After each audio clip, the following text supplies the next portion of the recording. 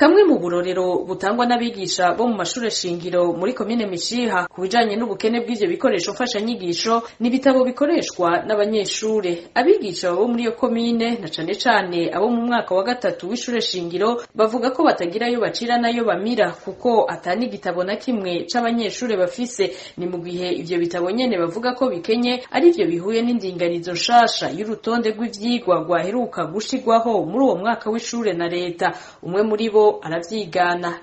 Nk'ikene ikoresha mfashanyigisho n'ibitabo cane cane mu mwaka wa gatatu. Twebwe abigisha twigisha mu mwaka wa gatatu twakurikiranye inyigisho zijanye na porogaramu nshasha, ntidufise ayo ducira nayo tumira, ntitubona ingene tugiye kubikora kuko ata gitabo na kimwe dufise kijanye n'ivyigwa bishaka twakurikiranye. Aho nta ni mu gihe ibitigiri mu masomero vy'abanyeshure vyabaye umurengera, bimwe biteye ubwoba cane. Uretse ubukene bw'ibitabo ku banyeshure n'ibindi bikoresho basanzwe bakenera, abo bigisha babandanya bavuga ko nabo nyene ubwabo batikwije mu bikoresho bakenera. Ivyo vyose bikunyurwa n'ubwinshi bw'abanyeshure mu mashure shingiro yo muri iyo komine ya Mishiha. Isoko ryacu aho muri iyo komine rimenyesha ko abo bigisha naho bagerageza kwitanga mu vyo bashoboye batabona uko bagiye gukora muri uyu mwaka w'ishure bitewe n'ivyo bibazo bitandukanye bafise. Uruganda rwa RPA ntitwashoboye kuronka abajejwe indero muri komine Mishiha kugira bagire ico bashikirije kuri ubwo bukene bw'ibikoresho haba ku ruhande rw'abanyeshure co kimwe no kubigisha.